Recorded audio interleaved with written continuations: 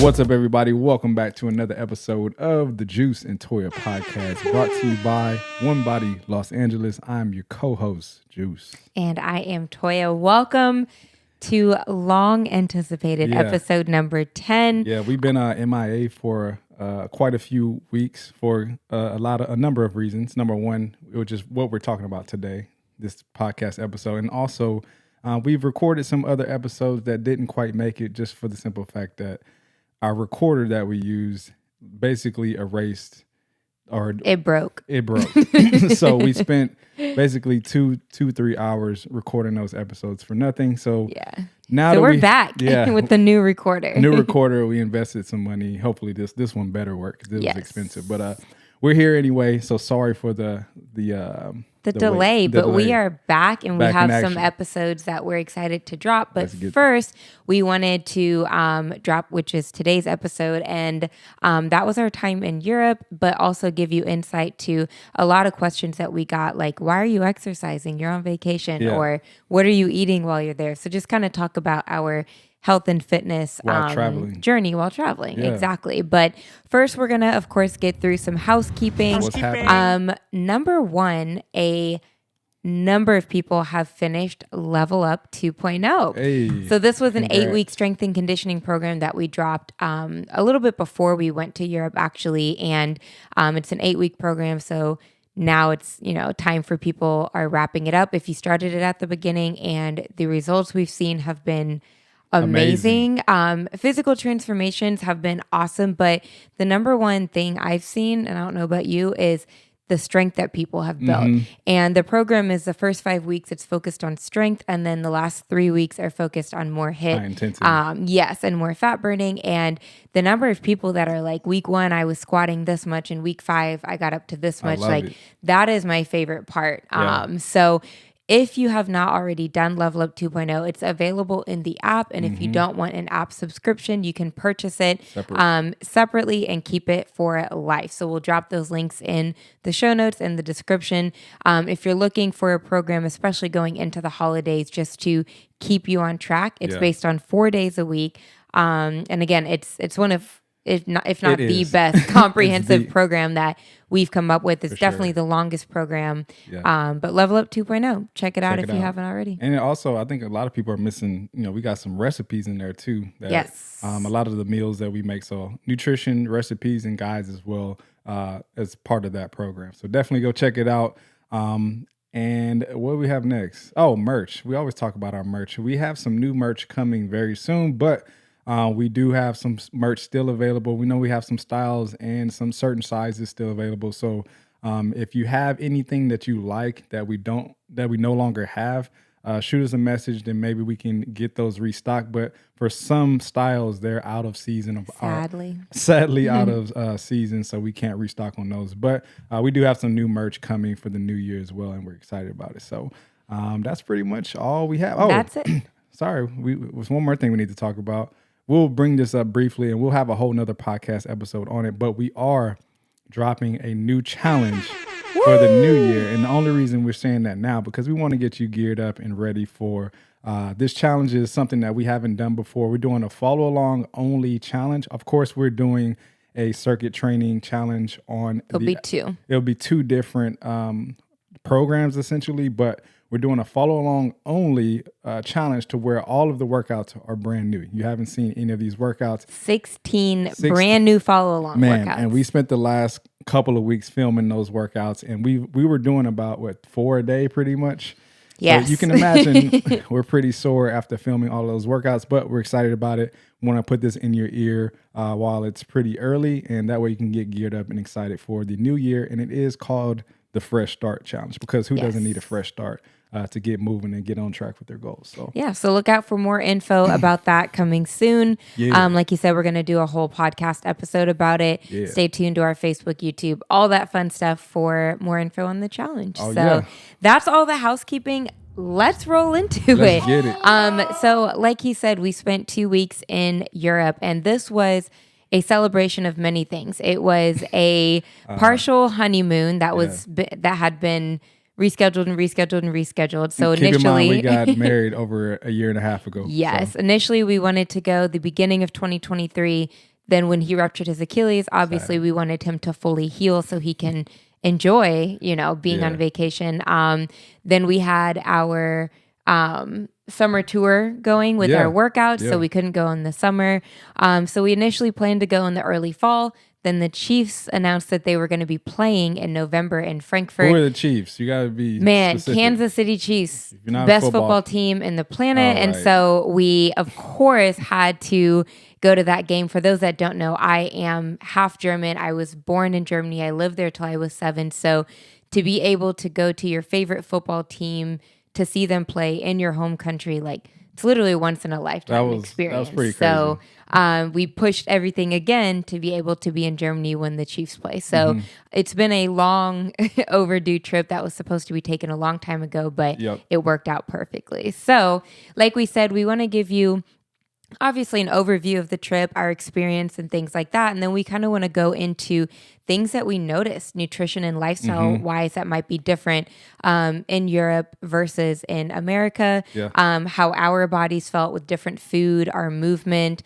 We lift 3 to 4, sometimes 5 days a week. And so we went from that to mostly just walking. So just kind of giving you our experience with all of those things. Yeah. So let's roll right into it. So first and foremost, this was my first time out of the country. So period. Yeah, period. So this was quite an experience for me. Number one, the plane ride was 11? It was 11 hours about. Probably 10 and a half, 10 hours and 20 minutes getting there. I said gate to gate, it was about 11 hours or so. And it wasn't that bad. I think, I'm the type of person that doesn't like to be stuck in one place for a very long time, especially if you're sitting in one spot. I have to move, but it wasn't too bad. And for those of you who haven't been overseas, like Virgin Airlines, amazing. It was the first time unmatched. We unmatched. Like we said, as soon as we got on that plane, as soon as we got off, we were like, yeah, we're definitely booking Virgin again. So definitely highly recommend Virgin Airlines if you're. This is not sponsored. Not sponsored. But hey, Virgin, we'll come back. We'll come back if you're a sponsored trip. But definitely a great experience on the flight.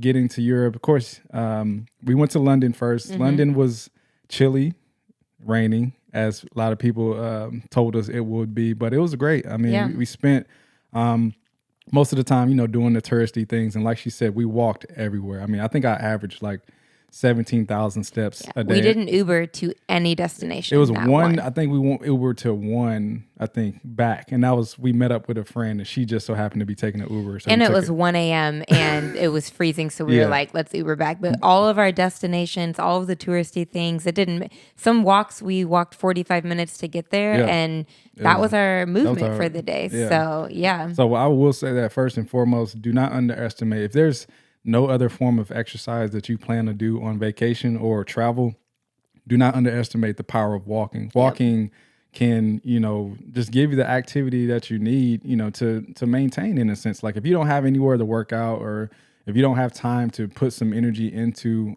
training and strength training, honestly, moving your body and being as active as possible will keep you on track. So walking, I think, saved us. Just in a sense of just feeling in shape and feeling like. And it also saved money because there were times where we would be like, all right, how much is an Uber to this place? Crazy. And it'd be like $40 for what would have been a 20-minute walk. And we were like, no way. All right, we'll just walk there. No so it'll also save you a lot of money if you plan.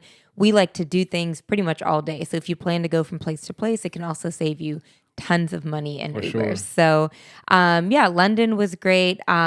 We both had never been to London, obviously. We did a lot of just touristy things that were recommended. We checked out some restaurants that were recommended. We did a tea time. We did a tea time, which was my favorite thing. I loved the tea time. That was honestly the hotel breakfast were my favorite foods in London. The tea time sandwiches were good, and I'm a big sweet tooth, so when that sweet platter came out, she was getting it. Yeah, but London was great. We ate a lot of food. That's what I think a lot of people, think we eat like rabbits when we go. No, we go crazy, and just because that's one thing I tell Toya, I don't spare.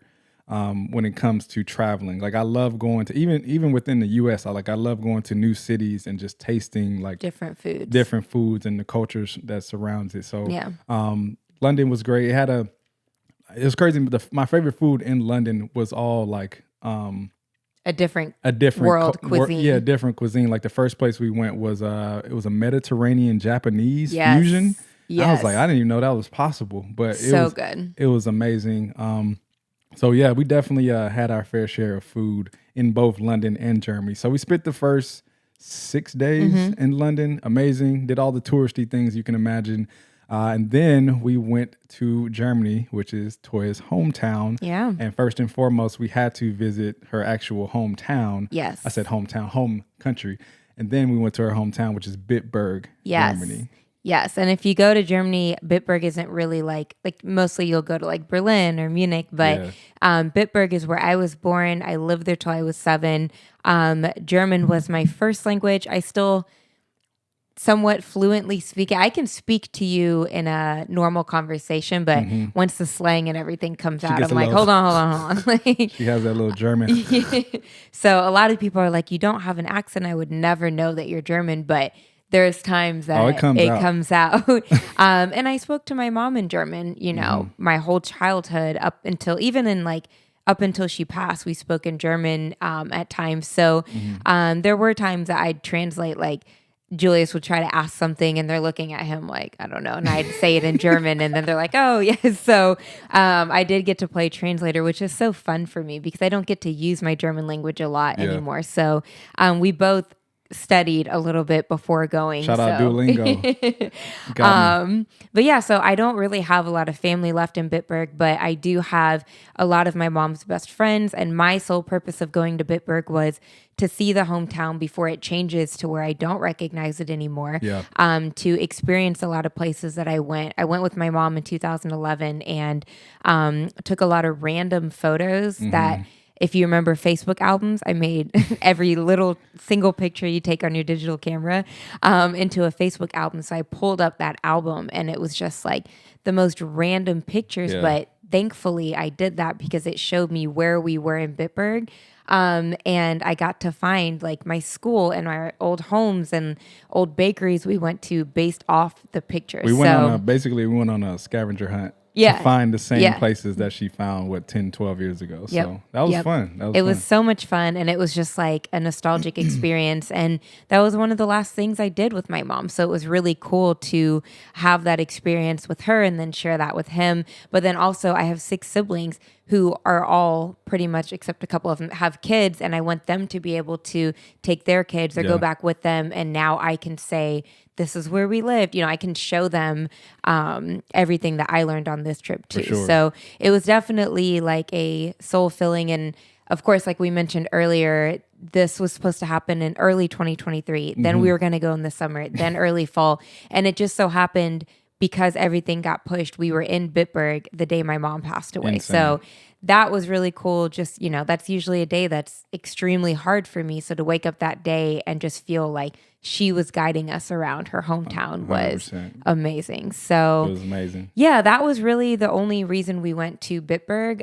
There's not like the most things to do in Bitburg. So we literally just went to see family and friends, visit my hometown. So we were there 3 days. 3 days, yeah. Yep. And then the third day we woke up, went on a little bit more of a scavenger hunt, and then made our way to Frankfurt. And to bring it back up again, the food in Bitburg. Oh, listen. The one thing that I like, the reason I'm glad we went to Bitburg is because if you know Frankfurt, it's a big city, so there's a lot of Americanized and like other cultures there, but Bitburg is straight German. So the food was like homemade. Yeah, it wasn't like factory I don't know, like it was just very authentic, and you can tell someone put love. It tasted like it's very like comfort food. Like I felt like after I ate, comfort food, when you eat, you got to sit down somewhere, maybe even close your eyes for 30 minutes to an hour. But we ate schnitzel pretty much every day. That we were there. It was a restaurant within our hotel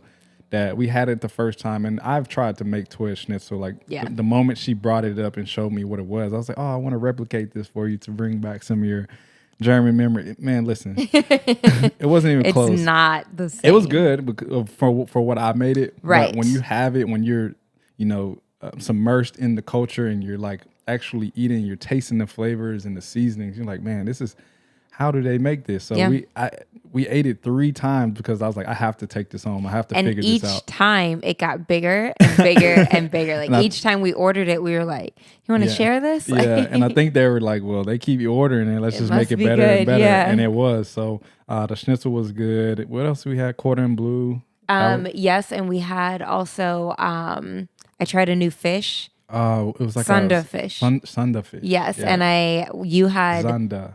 What the thing that we liked about the food there too was like it tells you where the animal, like the farm the animals came from. They tell you where like the home of the pig. Like when you go, pretend you go to a grocery store, it tells you where the pig is from, when it was born. I know all this information about it. It's like I feel like I know the actual the animal itself. Yeah, so. We had some proteins. We had some. What else did we have? We had lots of lots of brats. Yeah. He had currywurst for the first time. Man.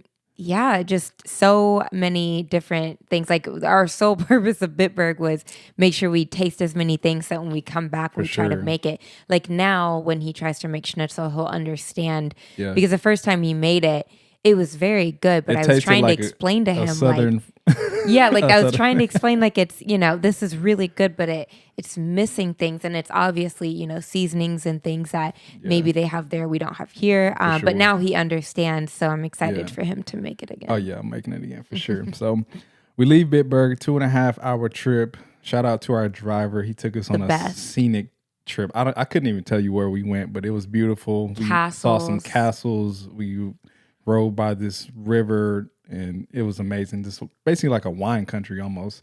2.5 hour trip back to Frankfurt, and we were in Frankfurt mainly for the game. Like we didn't plan to go to Frankfurt from jump, but we were like, let's figure out Frankfurt. And obviously, like she said, it was a little bit more Americanized, kind of like what I would call like a layover city. Like a lot of places would come there like for work or to layover to go to a different part of Germany. And I felt like Frankfurt was very, very, it might have felt like just because the game was there, but it felt a lot more Americanized. Like I didn't have to use the little bit of German that I learned from Duolingo as much in Frankfurt. Like I was able to get around. Most people spoke English, and it kind of felt like, after 3 or 4 days, it kind of felt like we were in America. And the hotel we stayed at was like 80% Chiefs fans. Like everyone's in their Chiefs gear. Sure. So you kind of did feel like, it really felt like we were in Kansas City, to be honest, because it was where we stayed. It was close to the airport. So it was a lot of big buildings, just city vibes.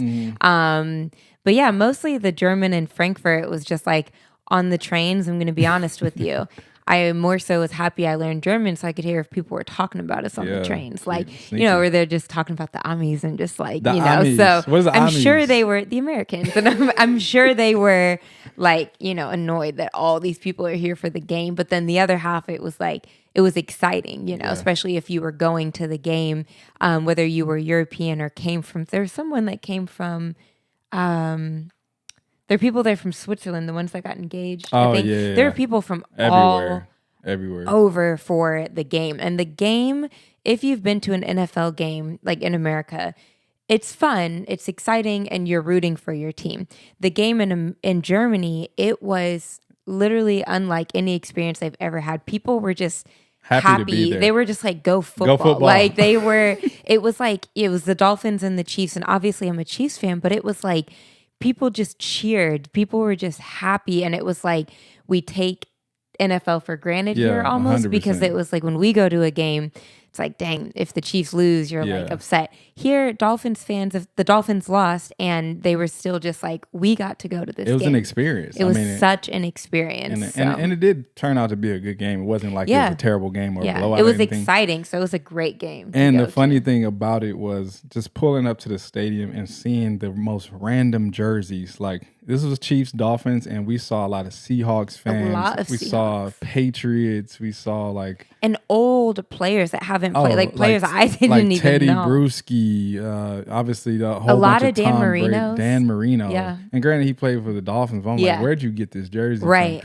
from? But it was just cool just to be in a new environment and to see how people in a different country respond to an NFL game. And it seemed like we've been to quite a few. I mean, I've been to quite a few. Me and Toya have been to quite a few games, and it seemed like, it felt like we were entertained the entire time. Yeah. Like sometimes you have these like dead moments. Those TV timeouts kind of get long. You have dead moments in between timeouts and stuff like that. But it was always something going on. The crowd was engaged. People were hyped. I didn't care if it was a first down. I've never heard people scream for a first down like it was a touchdown. So it was just a lot of good energy. It was super cold, but it again, the experience just kind of took all the negatives away from. Oh man, just being in it. The food in the stadium. Oh, let's talk about costs. Again, if you've been to an NFL game, we purposely eat in the car before we go in, because unless you want to spend another $60, $70 on mediocre nachos, and then $8 on a bottle of wine, it's insane. Stadium food, it doesn't matter if an NFL game, NBA game, whatever. We get here and we ate before because we didn't know what to expect. They were cooking brats on a grill. It was like open fire. Yeah, there was nothing microwaved. It was just like, and it smelled good. And we were like, okay, we'll eat something at halftime. We were kind of hungry. And you got a brat, a Frankfurter, and you got a slice of pizza. And it was like $14? It was $20. $20 for all three things. Yeah. Which one of those would be like 12. Like the smallest microwaved hot dog is what you would get here. And it was a good size too. Like the brat was pretty good size. Yeah. So like I would say at SoFi Stadium, that would have been $40. Easily. No question. Yeah. So the food, because when we went to SoFi, I think we got nachos for both of us, and that was like insane. $30 for just that. No, it was not for just a nacho. It was for both. No, for both. For both together. Yeah, not for one nacho. Yeah, no, together. Yeah, for together. Yeah. It was like almost $32. So. Yeah, and then we was like, I didn't even want anything to drink because the water is $6 for the nasty water. Yeah, exactly. So even beer, like I don't really drink beer like that, but like the alcohol costs at the stadium. I think the beer was like $6, whereas in SoFi you gotta pay $10, $12, sometimes $15 for a single serving of beer. Yeah. So the cost, we definitely in London and in Germany, we saved a lot of money. Or I wouldn't even necessarily save. Like we saved our money to eat. But we didn't expect to spend the amount of money. We thought we would spend a lot more on food than we did. So it made the experience of eating a lot more fun too. Mostly in Germany. London, I would say things were a little more expensive. It was a little bit Germany, more expensive, but I guess too in Bitburg, it's more like hometown, so like the cost there isn't like, whereas in Frankfurt you could make it a little more expensive because people are traveling, but in Bitburg, in the portion sizes, like we said, the schnitzel on day 3 we were like, we should have just ordered the schnitzel and shared it. I'll throw some pictures. Hopefully I'll throw some pictures on this on the video, but the portion size remind me of Texas. Like when you go to Texas and eat at certain restaurants, you're leaving with leftovers and then taking a nap. But it's we definitely ordered what we wanted, but there were times like the schnitzel came with fries and a salad, and we were like, we could have definitely shared. So portion sizes were definitely worth the money. 100%. So that was pretty much the overview of the trip. Again, we went to London,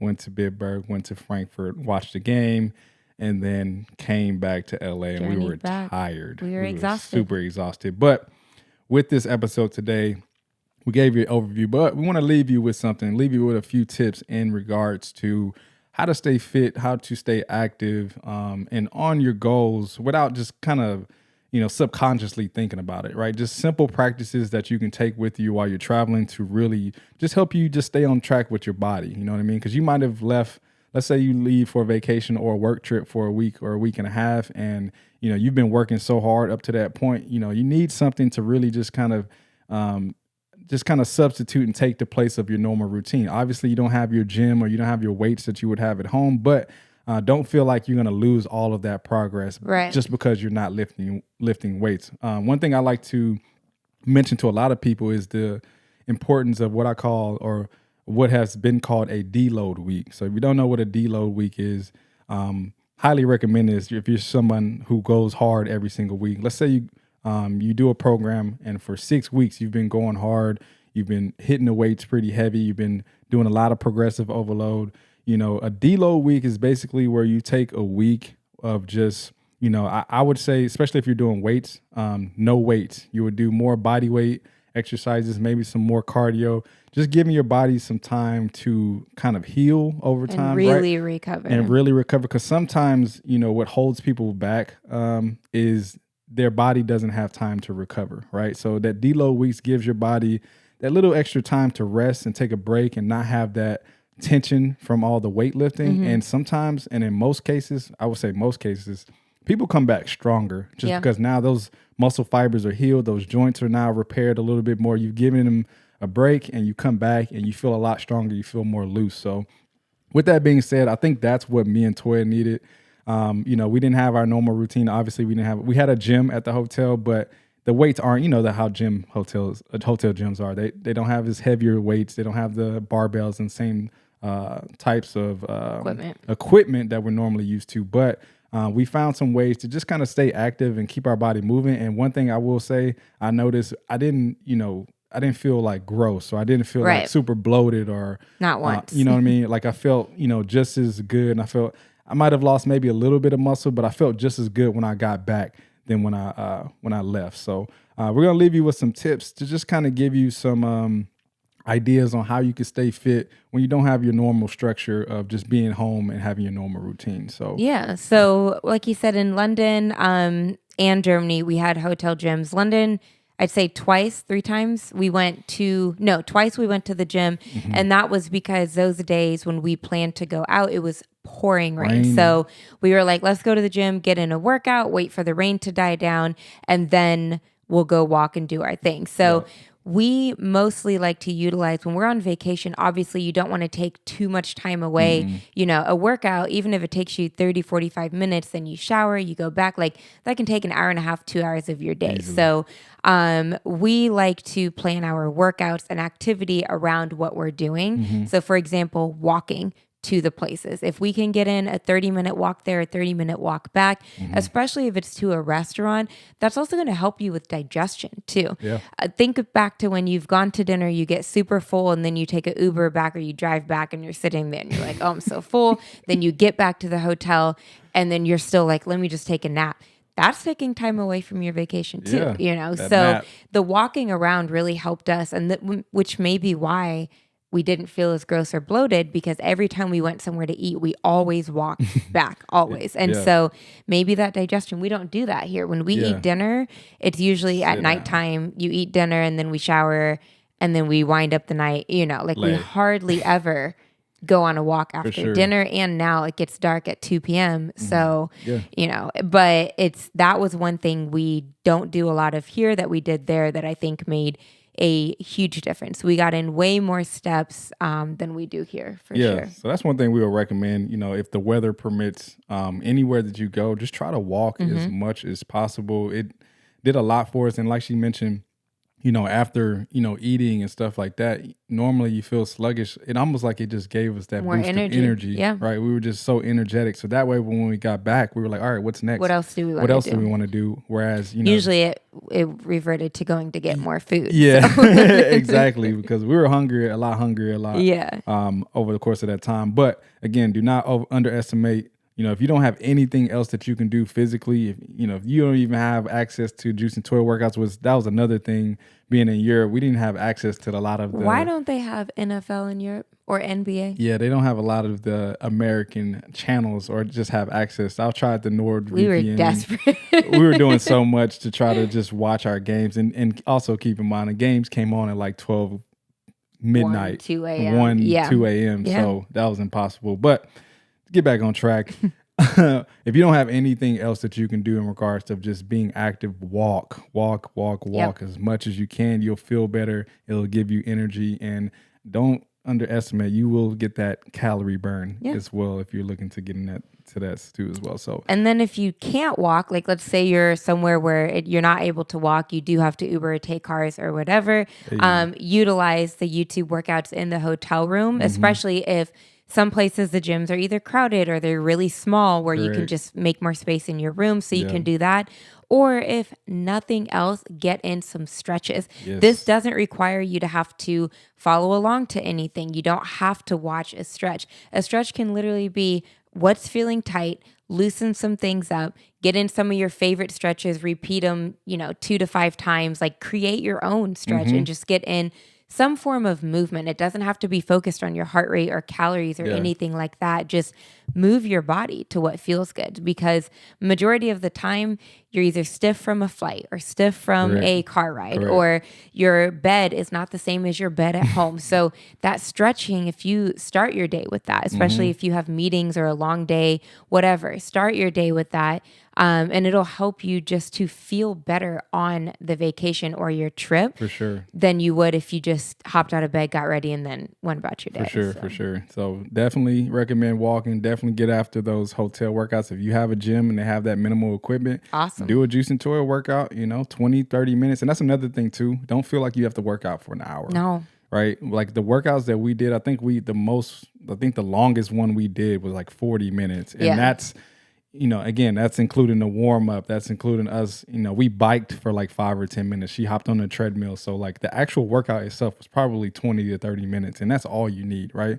You just need something to get your body moving, just get in a nice little pump, get some what we call stimulus to those muscles, and you'll be good to go. So, and that was also, to that point, it was on that day we went to the game, and we knew we're taking a train to the game. For sure. The most walking we'd get in that day was to the stadium. So we went to breakfast that morning, and we're like, all right, we need to make sure we get in a good workout, because we're not going to be very active today. I mean, I was active in the stadium, but you're not going to get in as much activity as we did all those other days. So that day, that's a great example. We went and did a little bit of a longer workout because we knew our activity level would be a little lower. So in the hotel, definitely check out the Juice and Toya workouts if you need those. But also, we have workouts within the app, circuit training workouts that you can do that are great for hotel gyms as well. And you don't have to set it up and watch anything. There's nothing to watch. And we have a tab within our app that has our own personal workouts that we do on vacation.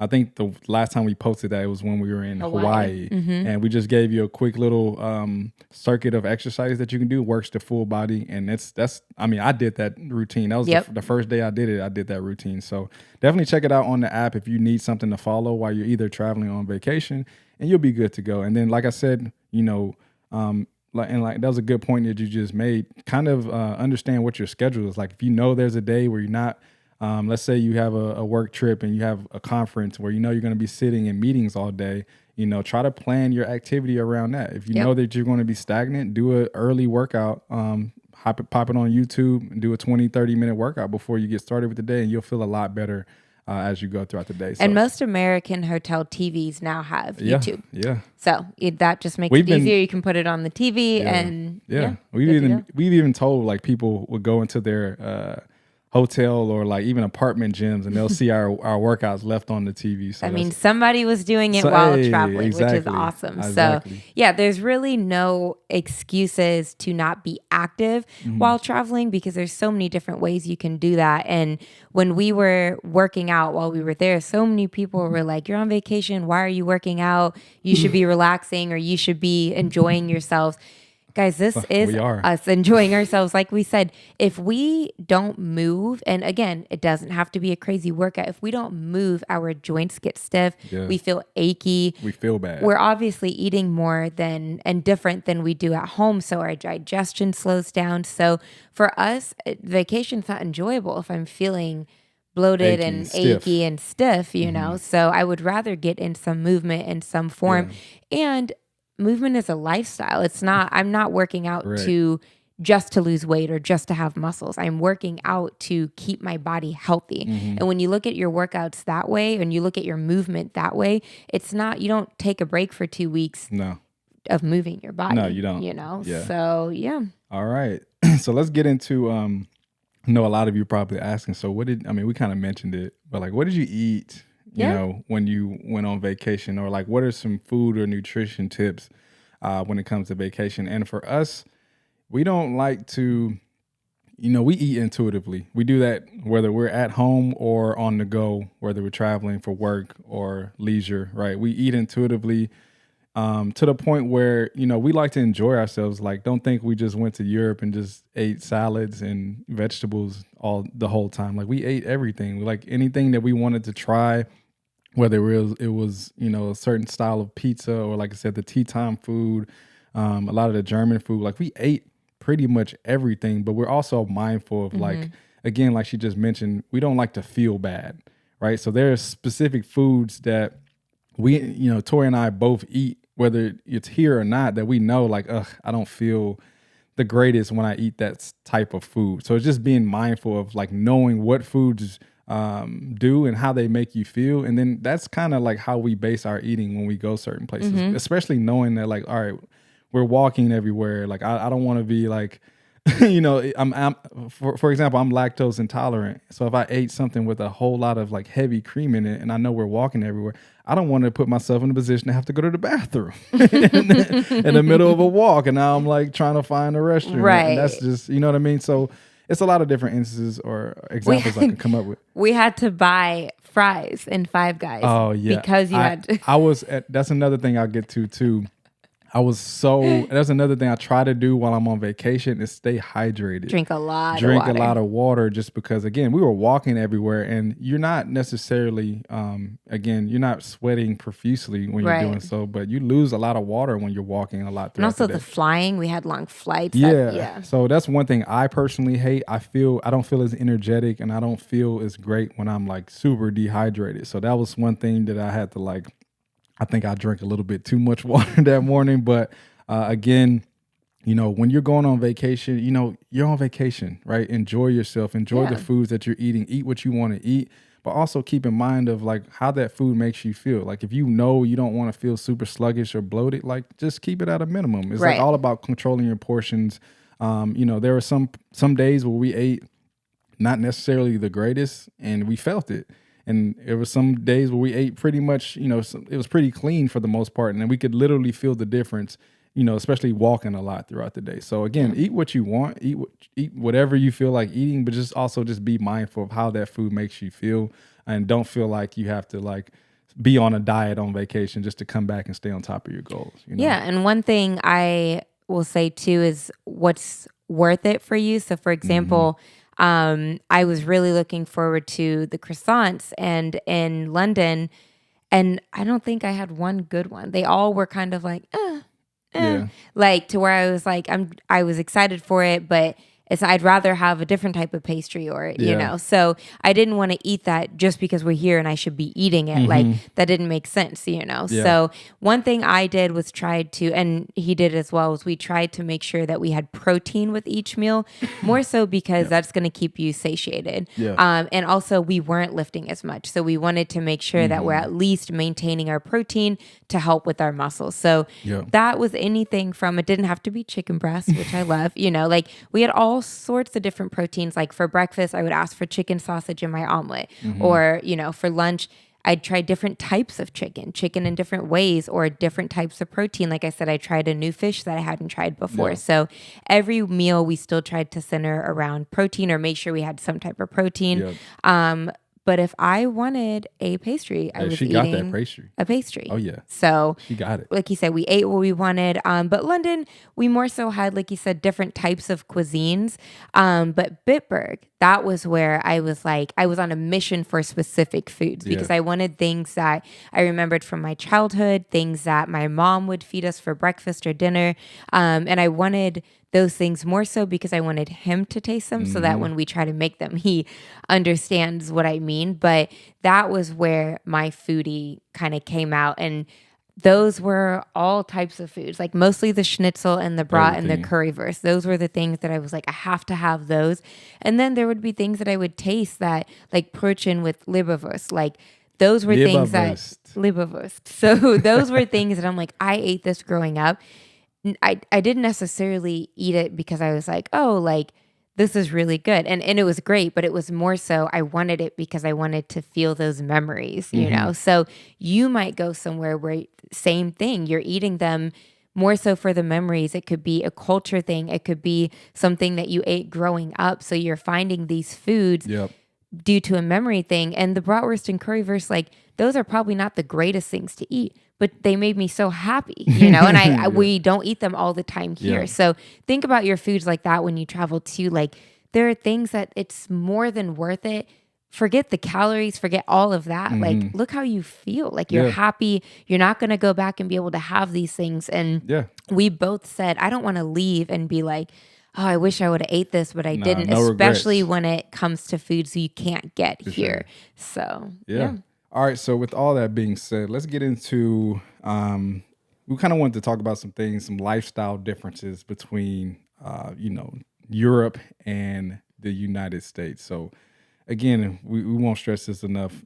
One thing I noticed, walking and the use of public transportation was huge. And I'd say more so, we didn't use a lot of public transportation in London, but I'd say more so in Frankfurt. Like that was, and I've used public transportation in a lot of places, especially in America, but it's very accessible for a lot of people, I think. Right. In Europe, especially in Frankfurt. Like we took the train pretty much everywhere we needed to go. And funny story, I'm big on directions. Like one thing when it comes to, why are you looking like that? When it comes to traveling, one thing that gives me anxiety is not knowing where I am or where I'm going. So I studied the maps. I was like, all right, this place is this place. I like to create reference points, especially when we're walking certain places. I got a hold of directions pretty easily. So it was funny when we took the train for the first time in Frankfurt. Again, I thought I had it locked down.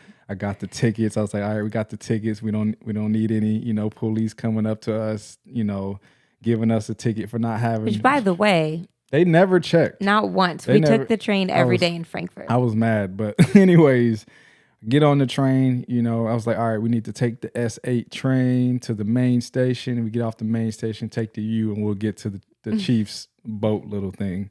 Get on the train, and we were sitting there, Toya's, on her phone, and I'm like, man, this is cool, man. We're taking the train. But I remember looking at the directions, and we were only 3 stops away. So we hit a stop, and I was like, all right, we should be almost there. And I look at my map. I'm like, wow, why are we so far away? I feel like we went a little bit further. I was like, okay, maybe it's going around in a different direction. And then I looked, and I saw another train that said S8 going in the opposite direction. So I was like, okay, one or two things happened. No, just one thing happened. We're on the wrong train. We're on the wrong train. So I noticed, and I tell Toya, I was kind of embarrassed because, I'm big on direction. I was like, yo, hey, we're going the wrong way. I was like, get off now. Let's get off right now. Because my anxiety is also not knowing where I am. You heard a crack in her voice. She was like, my anxiety.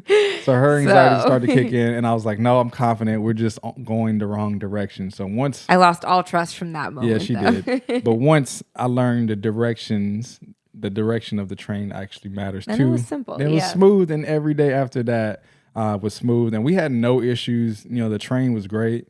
We had no issues with the transportation. The one bad day that we had with the train was coming back from the Chiefs game, because I don't know if any of our German listeners or anybody who lives in Frankfurt who has been to maybe even a football or soccer game. You probably know that like most people took the train to get out of the stadium. So it felt especially because most of them were not from Frankfurt. Exactly. So you're not going home. They were all going back to hotels, Correct. Which most of the hotels were in the same area. Yeah. So you're all going back to the same place. So we were crammed like on that train to get back to our hotel from the game was crammed. But other than that, like the public transportation looked and seemed very accessible for a lot of people. So, LA is...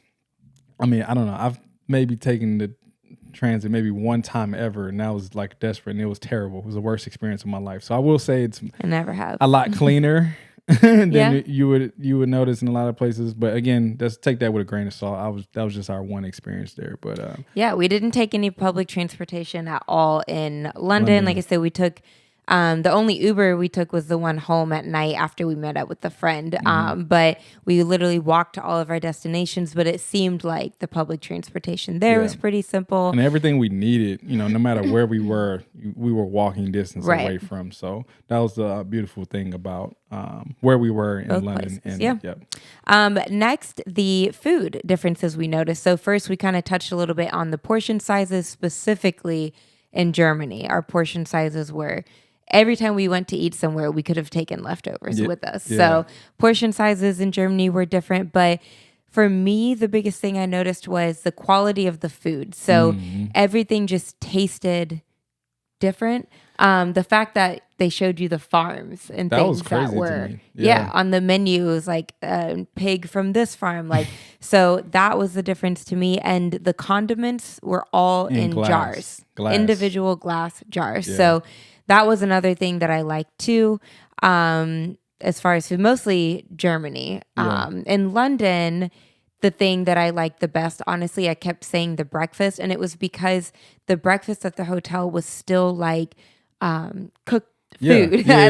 Most like breakfast not that in fake continental, right? Like not like the powder eggs. Like it was like real eggs, and it was real chicken sausage. Like then the biggest thing was there were vegetables and fruit in the breakfast. And so it still had an emphasis on health, but also on clean quality ingredients as well. And they had pastries and things like that too, but there was like a variety of proteins, like a variety of fruits, a variety of vegetables. So that was one thing I noticed that I've never seen at a hotel breakfast, a buffet hotel breakfast. The glass, everything was pretty cool to see because, drinks, like everything, even and this probably has nothing to do with Europe, but Virgin Airlines, like all of our stuff was served in a glass. Like there was no plastic, it was rarely any plastic being used. So that was cool from an environmental standpoint. And like, and you noticed there was less plastic. And that's one thing I noticed on like walking everywhere, like walking here in LA,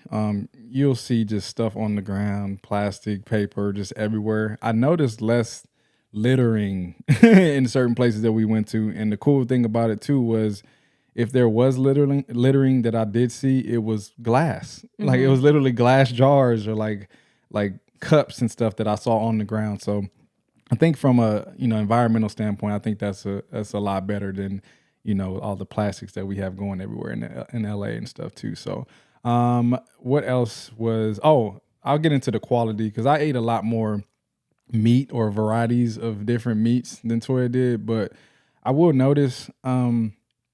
It was a difference in the quality that I noticed. And granted, like I've had, steaks and chicken from a lot of different places and fish, but I couldn't quite put I don't want to say it tastes better. It just, the best way I could describe it is it was different, right? It tasted, different. That's the best way I could describe it. And Fresher. It was good. Fresh. I will say it was fresh. And of course I've eaten places here that had fresh food, but it just tasted a lot different. It tasted fresh. It tasted, again, organic in a sense, for a lot of the proteins and stuff that that they served us. So that was a big food quality difference that I noticed. One other thing that we noticed almost immediately was everywhere, London and Germany, cigarette smoking. Yeah. And it was like, we don't smoke cigarettes, and I don't think we're ever around anyone who does. And so immediately we were very sensitive to it. And it was like mostly walking just out in the open. But the thing that threw me off was it's so normal there that they blow the cigarette smoke in your face and don't think twice, right? Because everyone there was smoking. So it's just normal for them to just blow the cigarette smoke and keep walking. Yeah. And there were times that I'd be like,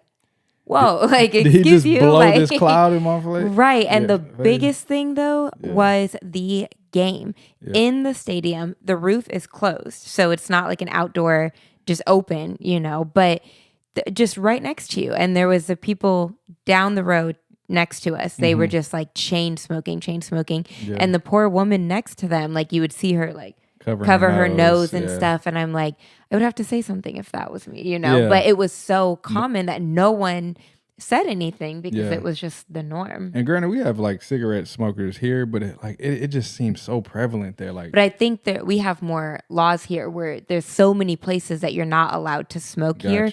There, you can smoke anywhere. It seemed like, So we definitely got some secondhand on a lot of the walks, like just being behind people and they're just blowing. It's just like, I think the outdoor malls here, you can't smoke cigarettes, but there, people were walking around the Platz in Frankfurt smoking cigarettes. So that was a difference that we kind of. I told him before we went to Bitburg, I'm like, it's going to smell like cigarettes and bakeries. Yeah. And that's exactly what it smelled like, which, it is what it is. We expected it a little bit. So that was, look, nothing offense to anyone who smoked cigarettes. It was the difference. It was a huge shock for us. But the last and final thing that, a difference that we noticed right away was the tipping. Oh yeah. So, anywhere in America, especially LA, like you go especially LA. You go to a restaurant, especially a nice restaurant. Let's say you spend $100 on dinner. The gratuity is getting higher and higher. I remember it used to be 10, 15, or 12, 15, 18%. Now it's like starting at 18 or starting at 20 now, and 25%. And then 22 to 25. So I forget the first restaurant we went to was the Mediterranean. Japanese fusion place.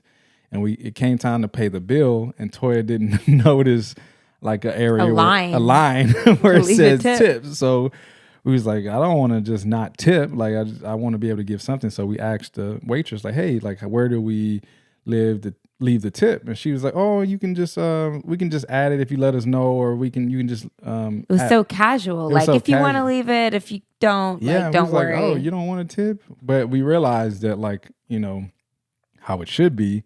A lot of the first of all, they get paid a lot better, just as waitresses and waiters there. But a lot of the tips is factored into the food, so it's like we don't, Whereas here, you have the food and then you're just tipping based on service.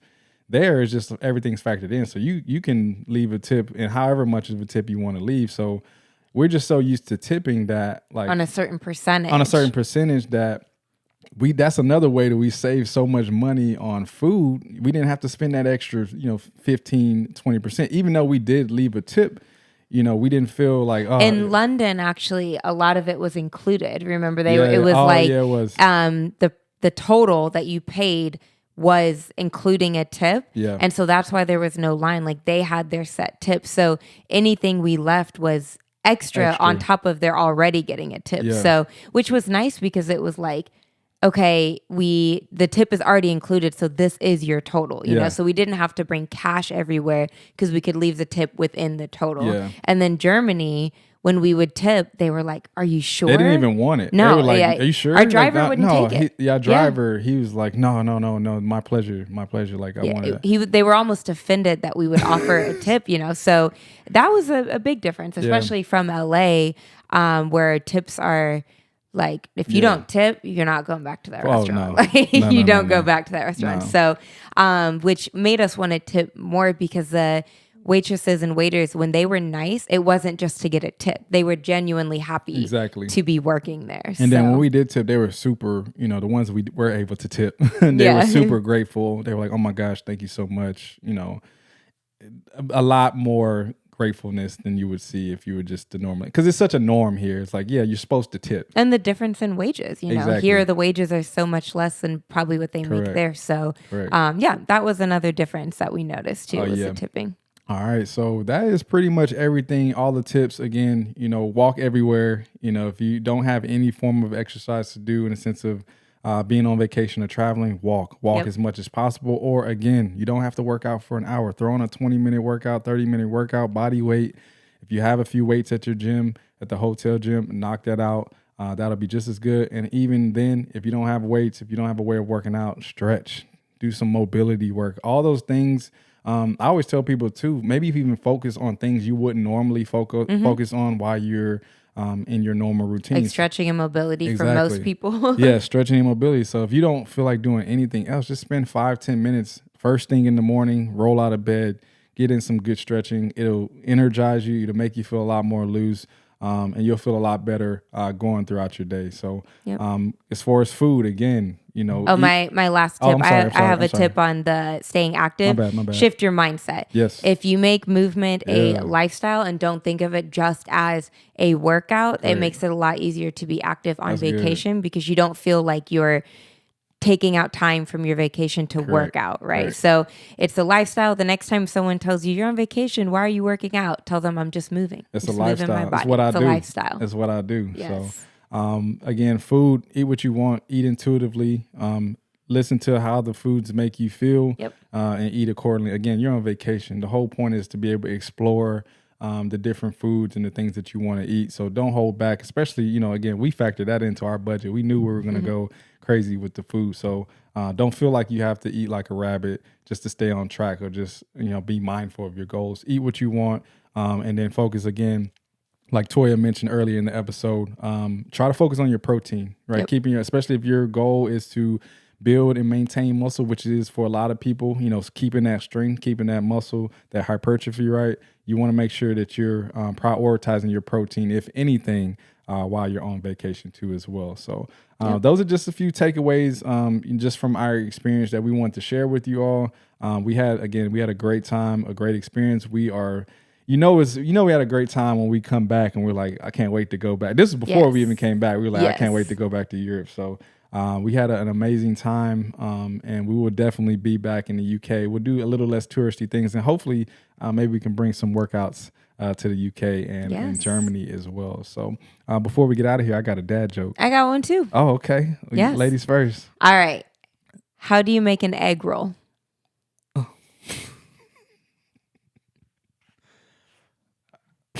That's so random. How do you make an egg roll? Don't overcomplicate it. I mean, I could tell you like egg rolls. I do like egg roll. What type of egg roll? Doesn't matter. Okay. I just said, how do you make an egg roll? You fry it? No, you push it.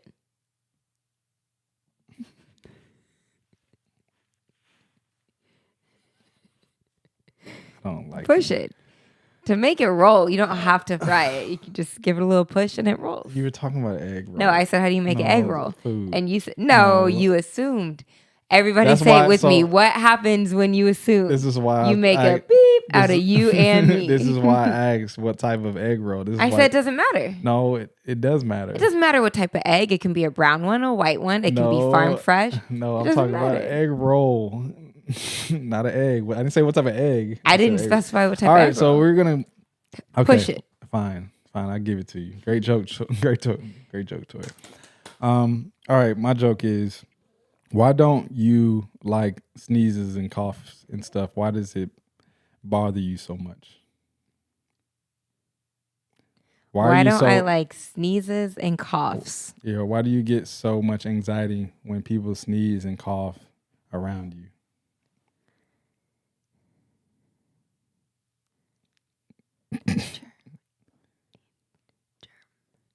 Germs. Germs. Got it. Because you're from Germany. There's many germs. Get it? Y'all get it?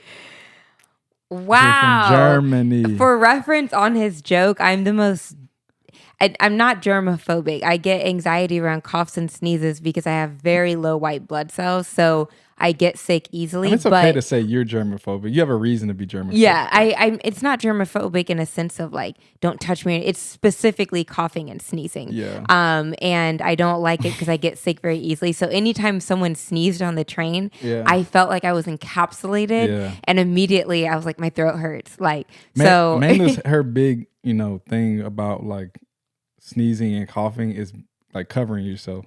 So like there were certain places that we went to in both London and Europe where someone would sneeze and it's like, poo. And it's like instead of like covering, yes, he's 100% right. Like, please, hi. There are people who have weak and low immune systems. Please cover your mouth when you sneeze and when you cough. Just cover your mouth. That's it. I'm still going to be like this, but my anxiety will be a less low. Yeah. So my white blood cells, because of lupus, are very low. And we did come back sick, which could be a number of things. I'm going to be honest. I think it was a lot of the cigarette smoke because we got very bad sinus infections. But that's the premise of the joke. He's not right. I have many germs. I am from Germany. That was a good one.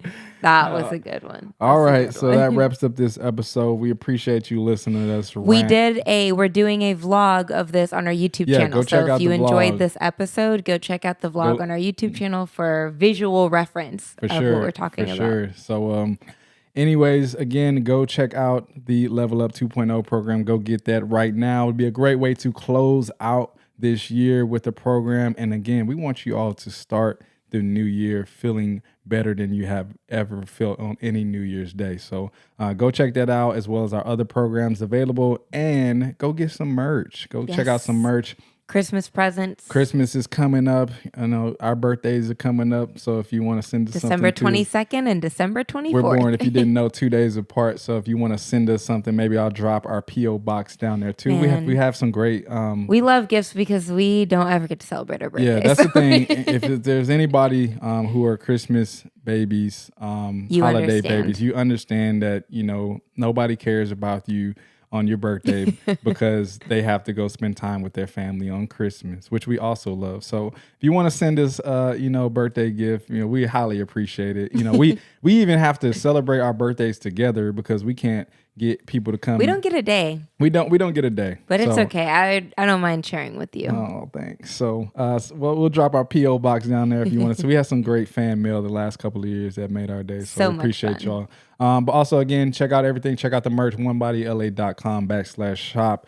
We're partnered with Lululemon, so you know what to expect when it comes to that merch. And then also stay tuned. We have some lives coming up, some live streams coming up on our YouTube channel and on the app, where we're talking about everything coming up in regards to programs, giveaways, workouts, and then, of course, the New Year Challenge. So we appreciate all of you for joining us for this hour and some change. And we will see you at the next one. See you at the next one.